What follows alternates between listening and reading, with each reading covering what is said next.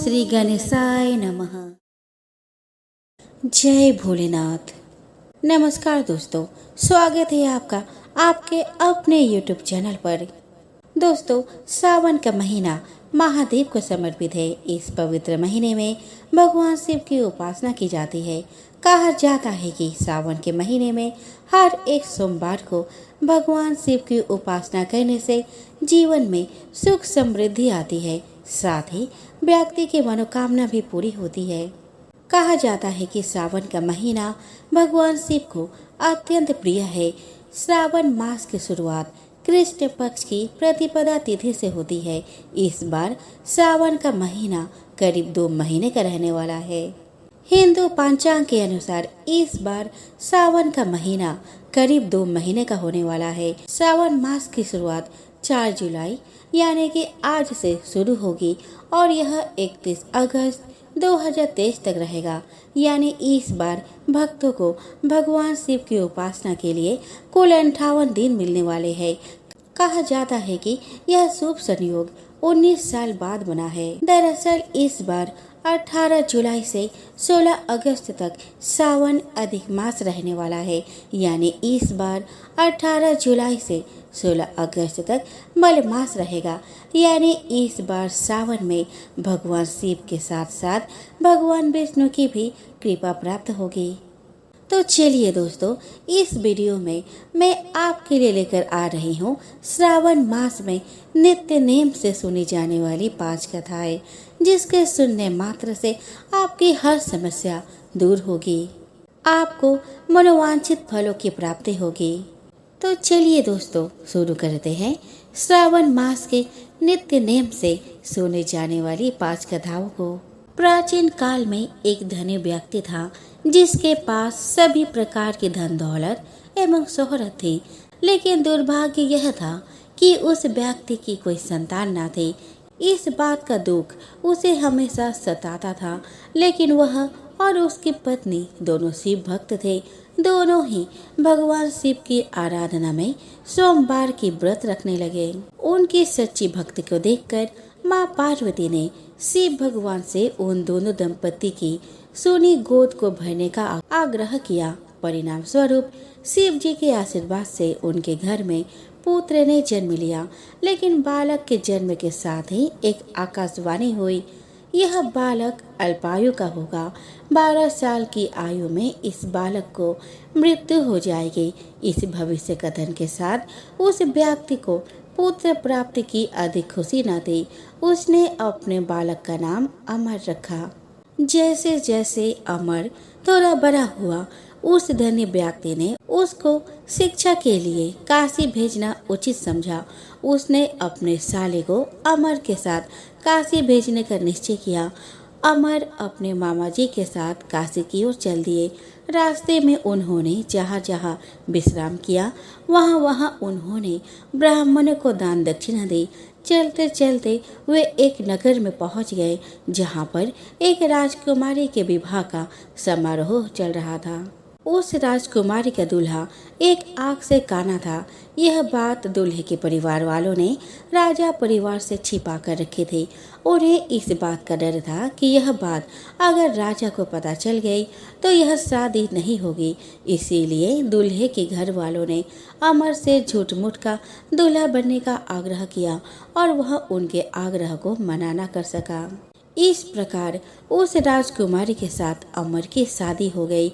लेकिन वह उस राजकुमारी को धोखे में नहीं रखना चाहता था, इसीलिए उसने राजकुमारी की चुनरी में इस घटनाक्रम की पूरी सच्चाई लिख दी। राजकुमारी ने जब अमर के उस संदेश को पढ़ा, तब उसने अमर को ही अपना पति माना और काशी से वापस लौटने तक उसका इंतजार करने को कहा। अमर और उसके मामा वहां से काशी की ओर चल दिए। समय का पहिया आगे बढ़ता रहा। उधर अमर हमेशा धार्मिक कार्यों में लगा रहता था। जब अमर ठीक 12 साल का हुआ, तब वह शिव मंदिर में भोले बाबा को बेलपत्तियां चढ़ा रहा था। उसी समय वहां यमराज उसके प्राण लेने पधार गए। लेकिन उससे पहले भगवान शिव ने अमर की भक्ति से प्रसन्न होकर उसे दीर्घायु का वरदान दे दिया। परिणाम स्वरूप यमराज को खाली हाथ लौटना पड़ा। बाद में अमर काशी से शिक्षा प्राप्त करके अपने पत्नी के साथ घर लौटा। इस ब्रह्मांड की शक्ति देवी दुर्गा है, जिन्होंने समय समय पर विभिन्न रूप धरकर प्रकृति और सृष्टि के संरक्षण का कार्यभार संभाला।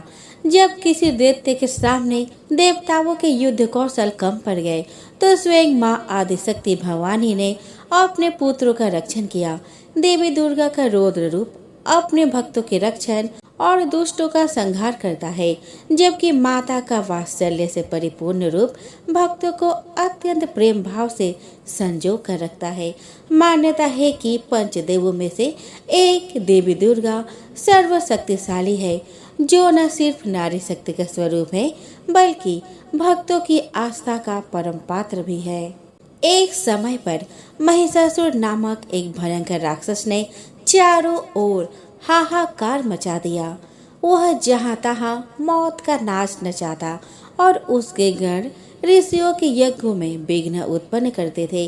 महिषासुर को वरदान प्राप्त था कि कोई भी देव, पशु या नर उसका वध नहीं कर सकता था, इसीलिए स्वयं त्रिदेव भी उसको मारने में असमर्थ थे। निरंकुश दैत्यराज महिषासुर ने अपने वरदान को कवच के रूप में प्रयोग करते हुए देवलोक में भी अपना आधिपत्य जमा लिया और देवों को वहां से निकाल फेंका। देवताओं के यज्ञ भाग को भी उसने अपने वश में कर लिया। दैत्य राज से परेशान होने के बाद सभी देवता त्रिदेवों के पास गए और उनकी स्तुति करने लगे। सभी देवताओं के मुख पर चिंता का कारण त्रिदेव पहले से ही जानते थे। यह सब हाल जानकर भगवान शिव मुस्कुराए और बोले, हे नारायण, अब देवी आदिशक्ति के प्रादुर्भाव का समय हो गया है। अब समय है कि हम सभी अपने तेज से इस जग की रक्षिका देवी दुर्गा का आह्वान करें। यह सुनकर स्वयं ब्रह्मदेव और नारायण ने भी हामी भरी। इसके बाद स्वयं भगवान शिव, भगवान विष्णु और ब्रह्मदेव के शरीर से तेज उत्पन्न हुआ और वो एक जगह आकर मिल गया। इसके बाद वहाँ जितने भी देवता उपस्थित थे सभी के शरीर से महातेज उत्पन्न हुआ और सभी त्रिदेवों के उस परम तेज में आ मिले। उस दिव्य तेज ने एक सुंदर स्त्री का स्वरूप ले लिया। महादेव के तेज से माता का मुख, नारायण के तेज से आठों भुजाएं, ब्रह्मदेव के तेज से चरण, यमराज के तेज से मस्तक और केस, चंद्रमा के तेज से माता के स्तन, देवराज के तेज से माता की कमर, वरुण के तेज से जांघें और इसी तरह से अन्य देवताओं के तेज से माता के अन्य अंग उत्पन्न हुए। महादेव ने अपने त्रिशूल से शूल, नारायण ने अपने चक्र से एक दिव्य चक्र, ब्रह्मदेव ने एक दिव्य कमंडल, देवराज इंद्र ने एक दिव्य और शक्तिशाली वज्र, सागर ने सुंदर रत्नों से सजे आभूषण, कभी मैले न होने वाले वस्त्र और मुकुट दिए। वरुण देव ने शंख, हिमालय ने माता को सवारी रूप में सिंह और इसी प्रकार देव शिल्पी विश्वकर्मा ने माता को दिव्य अस्त्र और शस्त्र निर्माण कर दिए। माता का यह स्वरूप अत्यंत तेजस्वी और भयंकर था। देवी दुर्गा के इस विशाल और भव्य स्वरूप को देखकर सभी देवों ने करबद्ध होकर उनकी स्तुति की तथा देवी पर पुष्प वर्षा की। माता ने प्रसन्न होकर कहा कि हे देवो, कहो मेरा प्रादुर्भाव किस प्रयोजन से किया है। मैं अत्यंत प्रसन्न हूँ। मुझे बताओ, मैं अभी तुम्हारी समस्या का हल किए देती हूँ। जिसके बाद देवों ने सारा हाल कह सुनाया। इसके बाद रण क्षेत्र में माता ने विकराल रूप धारण कर पहले दैत्यराज की सेना का विध्वंस किया और बाद में महिषासुर को भी मार दिया। एक समय की बात है, एक गांव में एक परिवार रहता था। उस परिवार में 3 भाई रहते थे। तीनों भाइयों की अभी तक शादी नहीं हुई थी। तीनों गांव में खेती करते थे। बड़े वाले का नाम अमन, उसके बाद वाले का नाम मोहन और सबसे छोटा भाई राजू था। सबसे छोटा भाई स्वभाव से बहुत ही उदार था। वह एक ईमानदार और मेहनती लड़का था। उसमें सभी प्रकार के सद्गुण भरे हुए थे, साथ ही वो धार्मिक प्रवृत्ति का भी था। अमन और मोहन काम करने में बहुत ही कंजूस थे, अर्थात कामचोर थे। वह छोटे भाई से ही काम करवाते थे। जब भी कोई खेती का काम हो या लकड़ी काटने का या फिर किसी प्रकार का अन्य काम हो, वो छोटे भाई राजू को ही काम करने के लिए बोलते थे और बड़े भाई दोनों आराम करते थे। एक दिन अमन, मोहन और राजू तीनों भाई खेत पर निकल जाते हैं। उस समय खेतों में खुदाई का काम चल रहा होता है। अमन और मोहन दोनों भाई एक पेड़ के नीचे बैठ जाते हैं और छोटे भाई को खेत खोदने के लिए बोलते हैं। छोटा भाई राजू अपने बड़े भाई का कहना मानता था। वो किसी भी प्रकार से उनके द्वारा काम बताए जाने पर मना नहीं करता था। जब राजू खेत खोद रहा था, उस समय मोहन और अमन दोनों राजू को बोलते हैं कि राजू, खेत खोदने के बाद जंगल से लकड़ियाँ लाना है। राजू बोलता है कि ठीक है भैया, मैं जंगल से लकड़ियाँ ले आऊँगा। उसके बाद राजू खेत खोदकर जंगल में लकड़ियाँ काटने चला जाता है। दोस्तों, आप लोग तो जानते ही हैं कि भगवान को अपने भक्त के साथ लीला रचाने में बहुत ही मजा आता है। तो एक दिन ऐसा ही हुआ। भगवान विष्णु तुलसी माता से बोल पड़े कि हे तुलसी, क्यों ना आज हम इस भक्त का परीक्षा लें एवं इसके दुखों का नाश करें। तुलसी माता ने कहा कि क्यों नहीं प्रभु। तो दूसरे दिन विष्णु जी एक ऋषि मुनि का वेश धर जंगल में एक पेड़ के नीचे बैठ गए और तुलसी माता नदी के उस पार चली गई। जब राजू जंगल से लकड़ियां काट कर वापस आता है तो रास्ते में वही मुनिराज को एक पेड़ के नीचे लेटे हुए दिखता है। तब राजू उस मुनिराज से बोलता है कि हे मुनिराज, क्या आप बीमार हैं? मुनिराज बोलता है कि हाँ, मैं बीमार हूँ और मुझे काफी ज्यादा ठंड लग रही है। राजू बोलता है, क्या मैं आपका कोई मदद कर सकता हूँ? मुनिराज बोलता है कि मुझे कुछ लकड़ियाँ चाहिए जिससे मैं आग जलाकर अपने शरीर की ठंड को कम कर सकूं। उसके बाद राजू अपने लकड़ियों का बंडल उस मुनिराज के पास रखकर उसमें से लकड़ियां निकालकर आग जलाने लग जाता है। तब मुनिराज बोलता है कि तुम बड़ी मेहनत करके यह लकड़ियां काट कर लेकर आए हो। तब राजू बोलता है कि हे मुनिराज, आप इसकी टेंशन न लो, आप अपने ठंड को कम करो। उसके बाद राजू आग जलाकर उस मुनिराज के शरीर की ठंड को कम करता है। राजू बोलता है कि क्या कोई ऐसी दवाई है जिससे आप ठीक हो सके? तब मुनिराज बोलते हैं कि हाँ, एक ऐसी दवा है, यदि वह मुझे मिल जाए तो मैं तुरंत ही ठीक हो जाऊंगा, लेकिन उसको लाना बहुत कठिन है। राजू बोलता है कि उसकी टेंशन ना लो, आप मेरे को बता दो कि वह चीज अर्थात वह जड़ी बूटी कहाँ मिलेगी। मुनिराज बोलते हैं कि इस नदी के उस पार एक पौधा है जिसे तुलसी का पौधा कहते हैं। वह पौधा नहीं, औषधि है जिससे मैं ठीक हो सकता हूँ। उसके पत्तों के रस से मैं बिल्कुल स्वस्थ हो जाऊंगा। इतना सुनने के बाद राजू वहाँ से चला जाता है। नदी का पानी ठंडा होने के कारण कुछ घबराता है, परंतु वह नदी में छलांग लगाकर नदी के उस पार उस पौधे तक पहुँचता है। उस तुलसी के पौधे के सामने वह नतमस्तक हो कुछ पत्तियों को तोड़ लाता है। उन पत्तियों को वह मुनिराज को दे देता है। जब मुनिराज उन पत्तियों का रस का सेवन करते हैं तो वह एकदम स्वस्थ हो जाते हैं। उसके बाद मुनिराज उसे आशीर्वाद देते हैं कि हमेशा आपका कल्याण हो। उसके बाद राजू अपने घर चला जाता है। घर जाने पर अमन और मोहन उस पर चिल्लाने लगते हैं कि तुमने इतना टाइम लगा दिया, उसके बाद भी लकड़ियाँ लेकर नहीं आए। जब राजू ने अमन और मोहन को पूरी बात बताई, फिर भी उन लोगों को कुछ समझ में नहीं आया और राजू को बोलने लगे कि तुम अभी खाना पकाने के लिए लकड़ियों का इंतजाम करो। तब राजू बोलता है कि हाँ, मैं लकड़ियों का इंतजाम कर दूंगा भैया। उसके बाद जैसे तैसे करके राजू ने लकड़ियों की व्यवस्था करके खाना बनाकर खुद खाया और अपने भाइयों को भी खिलाया। दूसरे दिन सूचना मिली कि राजा की राजकुमारी काफी बीमार है। यदि कोई व्यक्ति उसके जान बचाने में कामयाब होता है तो उसे आधा राज्य और उस राजकुमारी से उस युवक की शादी करा दी जाएगी। यह बात तीनों भाइयों ने सुनी।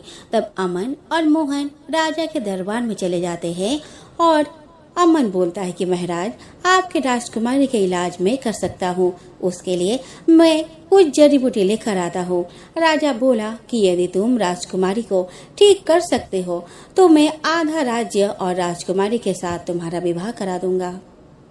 उसके बाद अमन उस मुनिराज के पास चला जाता है और मुनिराज से बोलने लगता है कि राजकुमारी के इलाज के लिए क्या कोई जड़ी बूटी है।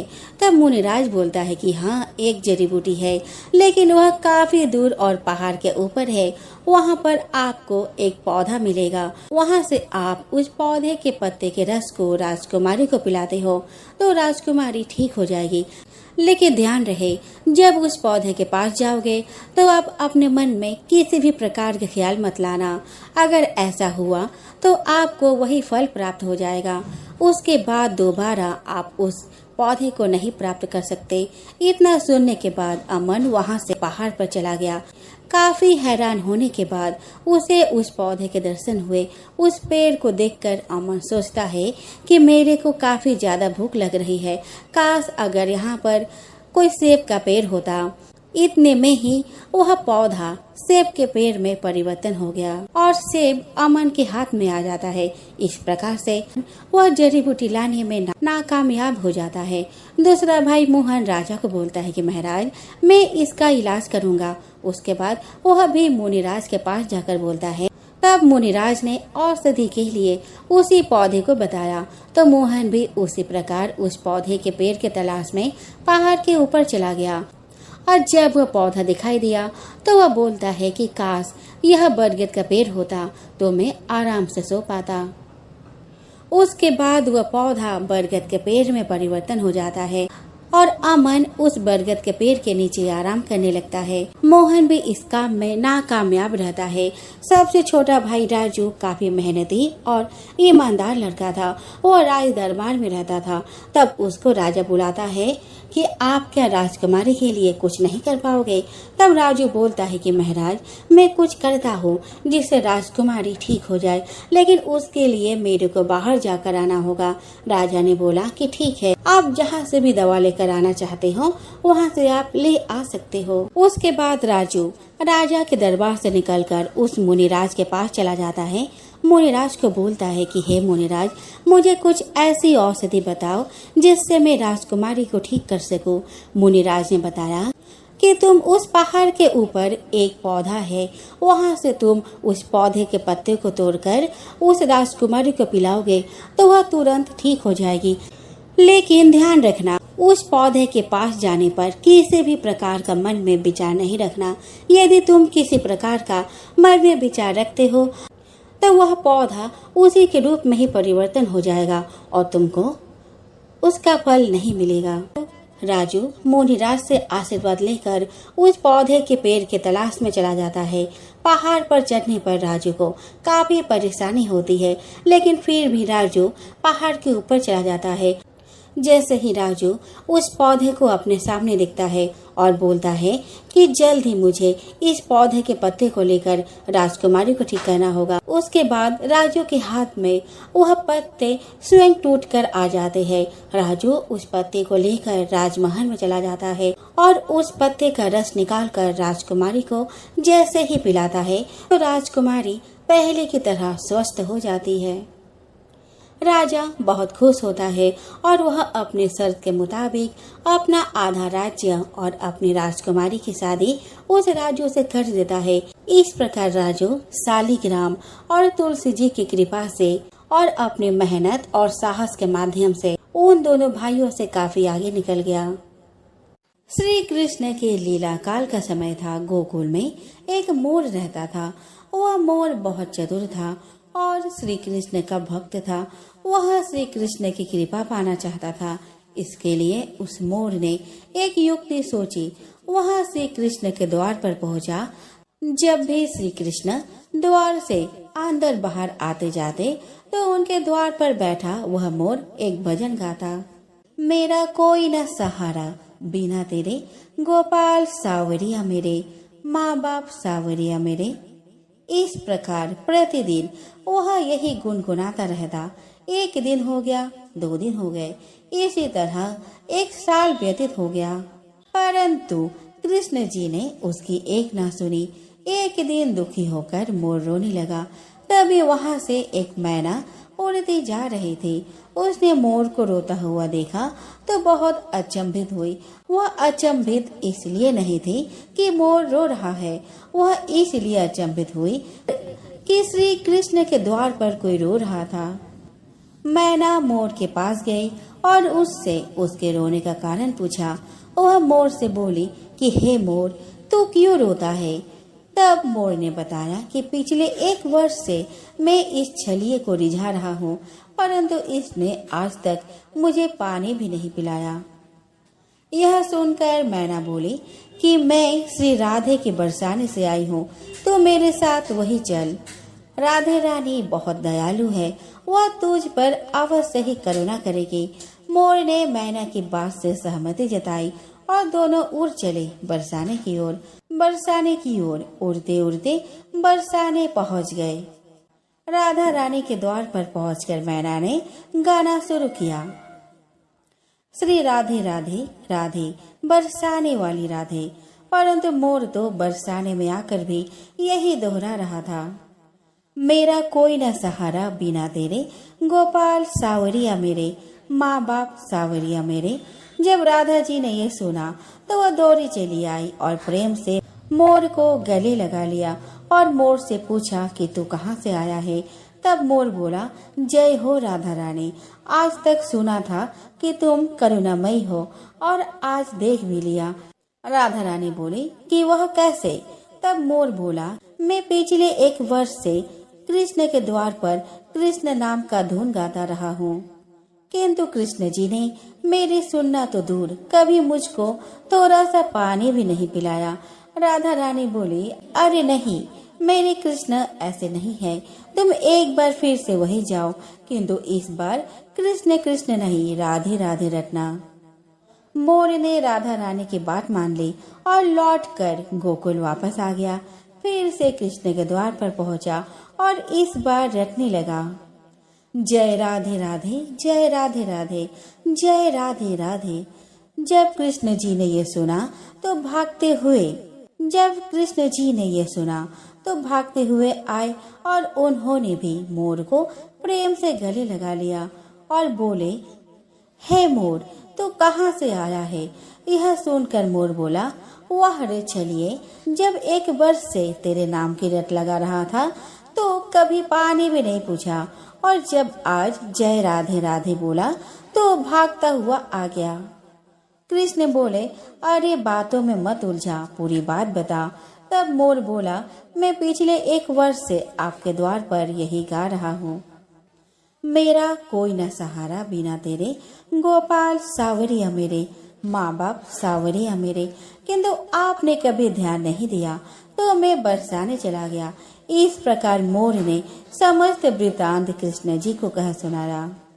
तब कृष्ण जी बोले कि मैंने तुझको कभी पानी नहीं पिलाया, यह मैंने पाप किया है, और तूने राधा का नाम लिया, यह तेरा सौभाग्य है। इसीलिए मैं तुझको वरदान देता हूँ कि जब तक यह सृष्टि रहेगी तेरा पंख सदैव मेरे शीश पर विराजमान होगा, और जो भी भक्त राधा का नाम लेगा वह भी सदा मेरे शीश पर रहेगा। अतः श्री कृष्ण के भक्त प्रेमियों, यदि श्री कृष्ण के सानिध्य चाहिए तो प्रेम से कहिए, जय राधे राधे, जय राधे राधे, जय राधे राधे। प्राचीन काल में रंतिदेव नामक प्रतापी राजा थे। उन्हीं के राज्य में धर्मकेतु नामक ब्राह्मण की 2 स्त्रियां थीं। एक का नाम सुशीला और दूसरे का नाम चंचला था। सुशीला नित्य व्रत करती थी, जिससे उसका शरीर दुर्बल हो गया, और वही चंचला कभी भी व्रत उपवास नहीं करती थी। सुशीला को सुंदर कन्या हुई और चंचला को पुत्र प्राप्ति हुई। यह देखकर चंचला सुशीला को ताना देने लगी कि इतने व्रत उपवास करके शरीर को जर्जर कर दिया, फिर भी कन्या को जन्म दिया। मैंने कोई व्रत नहीं किया तो भी मुझे पुत्र प्राप्ति हुई। चंचला के व्यंग से सुशीला दुखी रहती थी और गणेश जी की उपासना करने लगी। जब उसने गणेश जी का व्रत किया तो रात में गणेश जी ने उसे दर्शन दिए और कहा कि मैं तुम्हारी साधना से संतुष्ट हूँ, वरदान देता हूँ कि तेरी कन्या के मुख से निरंतर मोती और मूंगा प्रवाहित होते रहेंगे। तुम सदा प्रसन्न रहोगी। तुम्हें वेद शास्त्र का ज्ञाता पुत्र भी प्राप्त होगा। वरदान के बाद से कन्या के मुख से मोती और मूंगा निकलने लगे। कुछ दिनों के बाद एक पुत्र भी हुआ। बाद में उनके पति धर्मकेतु का स्वर्गवास हो गया। उसकी मृत्यु के बाद चंचला घर का सारा धन लेकर दूसरे घर में रहने लगी, लेकिन सुशीला पति गृह में रहकर ही पुत्र और पुत्री का पालन पोषण करने लगी। इसके बाद सुशीला के पास कम समय में ही बहुत सा धन हो गया, जिससे चंचला को उससे ईर्ष्या होने लगी। एक दिन चंचला ने सुशीला की कन्या को कुएं में ढकेल दिया, लेकिन गणेश जी ने उसकी रक्षा की और वह सकुशल अपने माता के पास आ गई। उस कन्या को देखकर चंचला को अपने किए पर दुख हुआ और उसने सुशीला से माफी मांगी। इसके बाद चंचला ने भी कष्ट निवारक भगवान गणेश जी की व्रत करने लगी। एक लप्सी था और एक तपसी था। तपसी हमेशा भगवान की तपस्या में लीन रहता था। लप्सी रोजाना 1.25 सेर का लापसी बनाकर भगवान का भोग लगाकर जीम लेता था। एक दिन दोनों लड़ने लगे। तपसी बोला कि मैं रोज भगवान की तपस्या करता हूँ, इसीलिए मैं बड़ा हूँ। लप्सी बोला मैं रोज भगवान को 1.25 सेर लापसी का भोग लगाता हूँ, इसीलिए मैं बड़ा हूँ। नारद जी वहाँ से गुजर रहे थे। दोनों को लड़ता देखकर उनसे पूछा कि तुम क्यों लड़ रहे हो। तपसी ने खुद के बड़ा होने का कारण बताया और लप्सी ने अपना कारण बताया। नारद जी बोले कि तुम्हारा फैसला मैं कर दूंगा। दूसरे दिन लप्सी और तपसी नहाकर अपनी रोज की भक्ति करने आए तो नारद जी ने छुपकर 1.25 करोड़ की एक अंगूठी उन दोनों के आगे रख दी। तपसी की नजर जब अंगूठी पर पड़ी तो उसने चुपचाप अंगूठी उठाकर अपने नीचे दबा ली। लप्सी की नजर अंगूठी पर पड़ी, लेकिन उसने ध्यान नहीं दिया और भगवान को भूख लगाकर लापसी खाने लगा। नारद जी सामने आए तो दोनों ने पूछा कि कौन बड़ा है। तब नारद जी ने तपसी से खड़ा होने को कहा। वो खड़ा हुआ तो उसके नीचे दबी अंगूठी दिखाई पड़ी। नारद जी ने तपसी से कहा कि तपस्या करने के बाद भी तुम्हारी चोरी करने की आदत नहीं गई, इसीलिए लप्सी बड़ा है और तुम्हें तुम्हारी तपस्या का कोई फल नहीं मिलेगा। तपसी शर्मिंदा होकर माफी मांगने लगा। उसने नारद जी से पूछा कि मुझे मेरी तपस्या का फल कैसे मिलेगा। नारद जी ने कहा कि यदि कोई गाय और कुत्ते की रोटी नहीं बनाएगा तो फल तुझे मिलेगा। यदि कोई ब्राह्मण को भोजन करवाकर दक्षिणा नहीं देगा तो फल तुझे मिलेगा। यदि कोई साड़ी के साथ ब्लाउज नहीं देगा तो फल तुझे मिलेगा। यदि कोई दिए से दिया जलाएगा तो फल तुझे मिलेगा। यदि कोई सारी कहानी सुने लेकिन तुम्हारी कहानी नहीं सुने तो फल तुझे मिलेगा। उसी दिन से हर व्रत कथा कहानी के साथ लप्सी तपसी की कहानी भी सुनी और कही जाती है।